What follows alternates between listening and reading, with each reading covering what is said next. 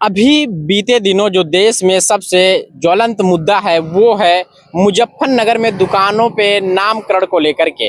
यानी कि कांवड़ियों को जो सावन का महीना लग चुका है, जो कांवड़ जाते हैं उत्तराखंड में, यानी मुजफ्फरनगर के रास्ते से होते जो कांवड़िए वहां पे जाते हैं, उनकी आस्था का ख्याल रखते हुए सरकार ने, उत्तर प्रदेश सरकार ने एक फैसला लिया है कि उस रूट पे पड़ने वाले तमाम दुकानदारों को अपने ओरिजिनल नाम डिस्प्ले करने पड़ेंगे, यानी कि ओरिजिनल नाम दुकान पे लगाने पड़ेंगे। इसको लेकर काफी विवाद हो रहा है, पक्ष विपक्ष दोनों आमने सामने है, लेकिन तमाम जो आम जनता है उनकी भी राय पूरी देश दुनिया देख रही है कि लोग क्या कह रहे हैं। वहीं पे एक हमारे साथ समाजवादी पार्टी के छोटे से कार्यकर्ता हैं अहमद, उनसे जानना चाहेंगे कि क्या कहना चाहते हैं, आखिर क्या विचार हैं इनके और कैसे देखते हैं इन मुद्दों को। तो अहमद, अभी तो आप पढ़ाई लिखाई करते होंगे, लेकिन जब दिन रात आप इस तरह से मुद्दे टेलीविजन पे देखते हैं, सुनते हैं कि इस तरह से देश में चल रहा है, अब नाम डिस्प्ले करना है, तो क्या रिएक्ट होता है आप लोगों को, क्या सोचते हैं, क्या ख्याल आता है ऐसा सुन के? बस मन में यही आता है ख्याल कि अब देश उतना आगे चल नहीं पाएगा, क्योंकि इन सब मुद्दों को लेकर देश उतना आगे बढ़ नहीं पाएगा। आप देख रहे हैं यहाँ पे इस मुद्दे पर सिर्फ हिंदू मुसलमान होता है। अब आप दुकान पे आप लगा है अब्दुल नाम और वहाँ पे संतोष लिखा हुआ, कुछ भी नाम लिखा हुआ है, तो उससे कांवड़ियों इसका उल्टा है। बता रहे हैं कि संतोष पहले नाम लिखा होता था, लेकिन वो दुकान का असली मालिक हिंदू होता था, इसलिए अब कहीं ना कहीं उनकी आस्था का ख्याल रखते हुए अब ओरिजिनल नाम सामने लाना पड़ेगा। ओरिजिनल नाम से मतलब नहीं है, पर अब बीजेपी वाले हारने वाले हैं, वो अपने हारने की तैयारी बना ले, क्योंकि 2027 का उनका प्लान था कि हम लोग ये काम करके थोड़ा बढ़िया हम हो जाएंगे, पर ये गलत है। आपको लग रहा है ये वोटों के खातिर हो रहा है? जी, ये वोट के खातिर हो रहा है, क्योंकि बीते कुछ दिनों में 2024 में आपने चुनाव में देखा कि कैसे लोकसभा चुनाव बीजेपी उत्तर प्रदेश से हारी हुई है, तो उसको लेकर के ये लोग ऐसा फैसला ले रहे हैं, पर अब ये लोग और हारेंगे, क्योंकि हम लोगों ने 45 सीट निकाला है, इंडिया गठबंधन ने, उसको जोड़ा जाए तो 300 साढ़े 300 सीट माना जा रहा है। तो अगर उस पे थोड़ा हम लोग और मेहनत कर लेंगे तो अब किस बार 400 पार हो जाएगा। अच्छा, तो ये जो मुद्दे चल रहे हैं, लेकिन अब इसमें क्या, अगर ओरिजिनल नाम सामने लाया जाए तो इसमें क्या दिक्कत है लोगों को? ओरिजिनल नाम सामने अगर बस दिक्कत कोई नहीं है, ना हमें दिक्कत होगी ना हमारे हिंदू भाई को दिक्कत होगी। जब हम लोग स्कूल जाते हैं तो एक बेंच पे हम साथ में बैठते हैं, हमारा दोस्त हिंदू है, हम वो लंच साथ में करते हैं, तो उससे कोई दिक्कत नहीं, तो इससे कौन दिक्कत होगा। पर ये भारतीय जनता पार्टी वाले सिर्फ हिंदू मुसलमान कराते हैं, हम लोग इतना जानते हैं बस।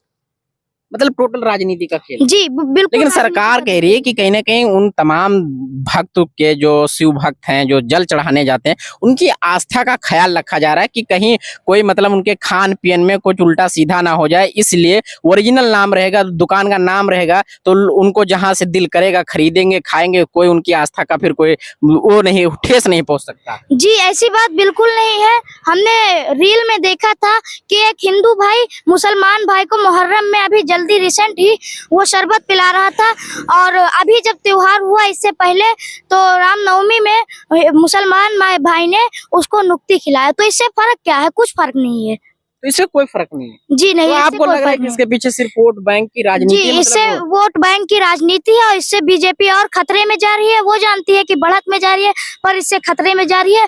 2027 का चुनाव ये लोग वैसे ही हार रहे हैं, बीजेपी का गोल हो गया अब सत्ता यहाँ से उत्तर प्रदेश से। तो आपको क्या लगता है कि सरकार को किन मुद्दों पे काम करने की आवश्यकता है, किन मुद्दों पे ध्यान देने की आवश्यकता है?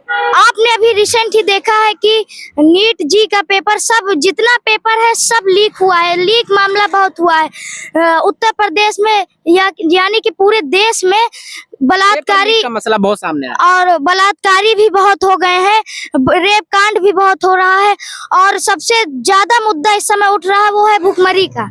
भुखमरी का गले में पैसा ही नहीं है। हाँ। सारा बिजली बिल में पैसा जा रहा है, सारा खान पीन में पैसा जा रहा है, यहाँ तक कि आदमी अपने बच्चे का फीस दे। मैं खुद जानता हूँ, मैं भी एक शॉपकीपर का लड़का हूँ, मैं खुद जानता हूँ मेरे पापा मेरा फीस कैसे भरते हैं। तो महंगाई की जनता त्राहिमाम कर रहे, महंगाई से त्रस्त है, लेकिन सरकार का इस मुद्दे पे आप कहना चाहते हैं कि ध्यान नहीं है? जी बिल्कुल ध्यान नहीं है। इस वजह से 2024 में उनका उत्तर प्रदेश से सत्ता गोल हुआ है, और आने वाले 2027 में वो एकदम सफा हो जाएंगी।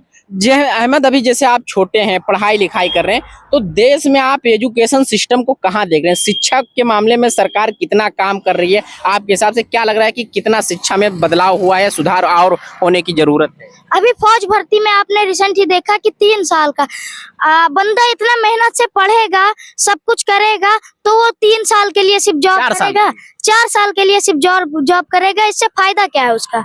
वो तो कहते हैं कि देशभक्ति है, मतलब वो समझो देश का एक सेवा करने का मौका, 4 साल भी बहुत है। 4 साल मैं कह रहा हूँ, देश के सेवा करने का मौका 10 दिन भी बहुत है। अगर मैं उस बॉर्डर पे शहीद हो गया तो देश का सेवा करना 10 दिन भी बहुत है। पर एक होता नहीं है ना कि अगर जब और परिवार बढ़ भी जाए, चलाना हाँ, है, हाँ, परिवार भी माँ बाप ने चलाना है पढ़ाया है। जी, और उसका तो दिल से लगाव होता है कि हम देश के लिए लड़ेंगे, करेंगे। तो इन्हीं सब मुद्दे, मतलब कहीं ना कहीं लग रहा है कि सरकार अपने जो मेन मुद्दे हैं उस पे कहीं ना कहीं काम नहीं कर पा रही। सरकार अब छिपी भाग रही है। वो जानती है कि 2027 में अब हम हारने वाले हैं और अखिलेश भैया के सामने अब कोई नहीं टिक पाएगा। ठीक। तो दोस्तों, ये थे हमारे साथ अहमद, अभी समाजवादी पार्टी के एक बहुत नन्हे मुन्ने आम कार्यकर्ता हैं। अखिलेश यादव से भी इनकी मुलाकात हो चुकी है। जब भी यहाँ पे आते हैं तो इनको जरूर बुलाया जाता है, इनको जरूर याद करते हैं अखिलेश यादव जी।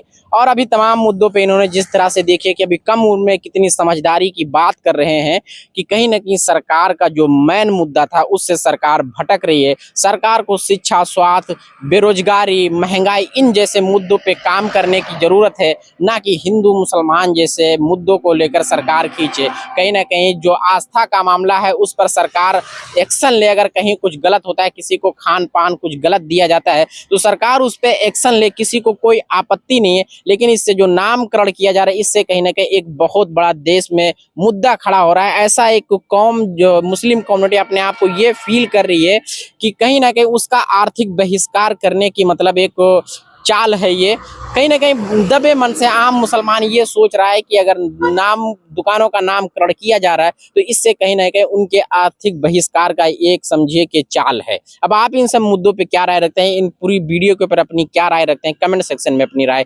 जरूर रखें। धन्यवाद।